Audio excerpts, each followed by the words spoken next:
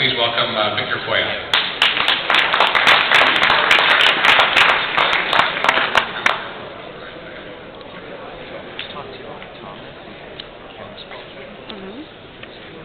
Good afternoon, everybody. My name is Victor Foia, and I am a workaholic. I should be careful how I say that with my accent so it doesn't come out wrong. I've been in the telecommunications and computers industry for about 40 years. And in 2010, I decided to retire and recover from this affliction and started to do other unrelated things. I'm writing some historical novels, and I was about halfway through the third volume of a big book when I got this call from GreenPlex people. And they said to me, well, they told me a little bit about their plan, and then they said, you got to come and join this green revolution. And I got to think about it, and something stuck in my mind is, for those of you who still remember the Cold War, you might remember a Russian comedian named Yakov Smirnov. Anybody here remember him? Yeah. He had a very funny line. It was funny to me because I come from that part of the world, and he used to say, in America, wherever you go, you find a party. But in the Soviet or the communist bloc, wherever you go, the party finds you. And they always party with capital P, and it wasn't a good thing. So being from that part of the world, I like to paraphrase him by saying, in the communist bloc, wherever you go, you find a revolution. In America, the revolution finds you. And that sure enough happened to me 3 times in my career. I was privileged to be involved in the telecommunications revolution first in 1973 when all telecom equipment was just hardware. And I got to write one of the earliest pieces of software that went on those central offices. It probably still continues to malfunction somewhere in Africa. Then in 1983, I got to be involved in the computer revolution and was one of the first with my team to use a PC in telecommunication sense. And then finally, the internet came out in approximately 1889 to the level where we in the industry could see it, and before most of the consumer could see this, was before the browser was invented. So we still got to use it to communicate with our offices. Well, all 3 of these movements were indeed of great impact to our society because they changed the way we live and so forth. And important for those of us who are interested in entrepreneurship here is that they made some people outrageously rich. And you're not looking at one of them because I was too busy to being a nerd at that time and missed those 3 revolutions. So I said to myself, I'm not going to miss this one. And it is, by all indicators, going to be a great movement. I would think is more of a tsunami, an economic tsunami that's going to add millions of jobs, that's going to change the society. So I wanted to be part of it.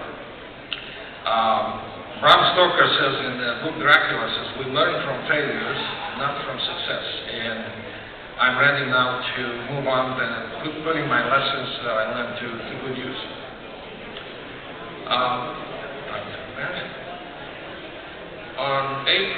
In April this year, Judge John Paul Stevens was interviewed by NPR, and the question was put to him directed by the interviewer saying, should marijuana be legalized at the federal level? And apparently, His Honor did not hesitate to say yes.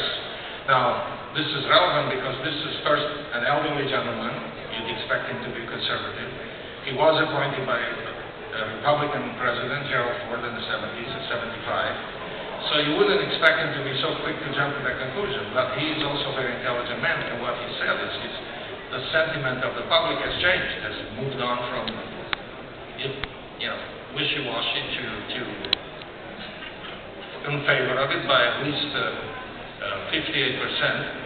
And probably there's much larger number, but there are those people that are still reticent to admit it in the public that they are in favor of it. So when this judge tells you that, and it tells you that there are no significant differences between between alcohol or alcoholic beverages and marijuana, then you have to believe this is going to be a movement that cannot be stopped. So,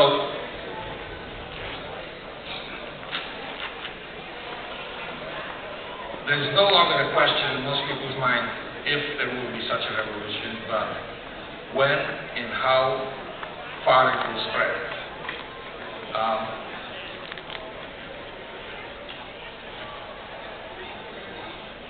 If you looked at previous so-called revolutions like the PC, you might think that it's going to take a very long time to reach cruising altitude. Few people know that PC was invented as early as 1962, and unfortunately not by the Americans as most things are invented, but by the Italians, a gentleman who worked for Oliveri. And it took 20 years before it became noticeable in the media in this country. You know, when Time magazine in 1983 declared the PC as the machine of the year.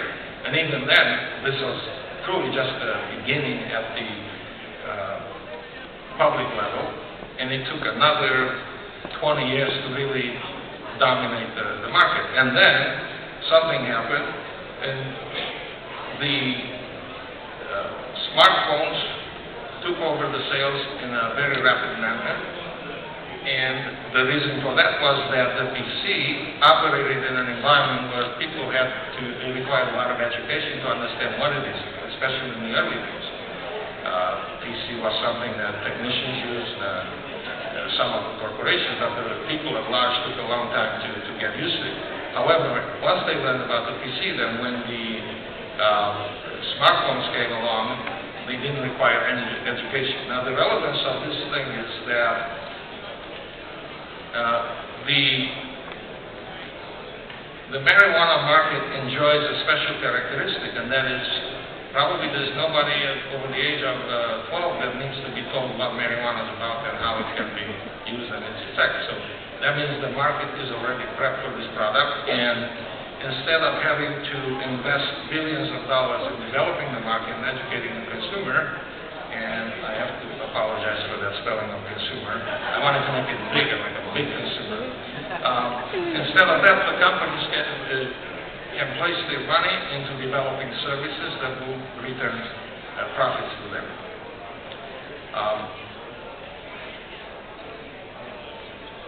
So the question is, where are we with regards to this movement? If Winston Churchill were alive today, and I think he'd probably be a big aficionado of marijuana, he'd tell you that this is not the end of the Green Revolution. I cannot do British accent, so we'll have to settle for mine. It is not even the beginning of the end, but it is certainly the end of the beginning. What that means for the investors, that really there isn't that much time to decide and make your choice as to where you invest your money in this market, because the train is moving and pretty soon it's going to be out of the station. If you're an investor sitting in this room, I imagine that you're asking yourself three questions, basically, in addition to when is break coming and what is the rest of it. Do I want to invest in marijuana industry? You might have been used to other investments in, let's say, minerals or other sectors that require a great deal of capital and involve a lot of risks. So now I have to decide, is this a place where I want to switch direction? Well, I cannot help you with answering that question, except by saying that in terms of value, a gram of concentrated marijuana oil has about the same market value as a gram of gold. I think that's a very important thing to consider. Now, it takes up to about 90 days to bring the product from cloning to harvest. It takes a lot longer, I think, to bring that corresponding amount of gold from blasting and taking out the ore and so forth processing. I recently, a couple of days ago, I witnessed a a demonstration where 1,000 grams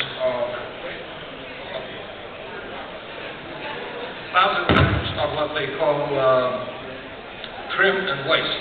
Now, people who are in the industry, they say, that's not 1,000 grams, that's only about half of it, because it's a little bulkier. But I didn't find a bigger pillow at the hotel to borrow, so.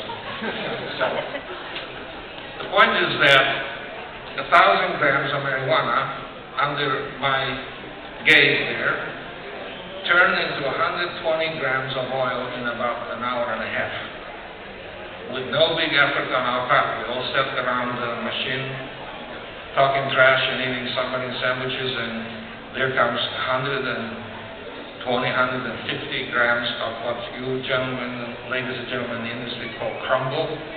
I'm not very familiar with this terminology, so you have to bear with me. But the value of that thing is approximately the same as that of 4 troy ounces of gold.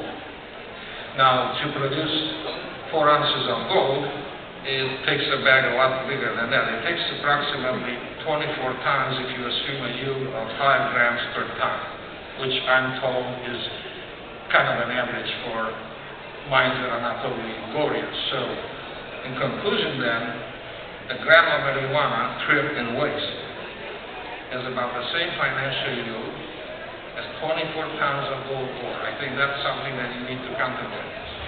Second question you might be asking yourself is, how much should I invest? Do I have only 40 seconds left? No, this clock is wrong. Yeah. All right. I can't tell you how much to invest, except that a couple of years down the road, you're going to think back to this moment, and there are companies in this hall that will be untouchable by that. And you will say, I wish I had known, I wish I had invested more. So look around and talk to the people here, because the winners are here in this room.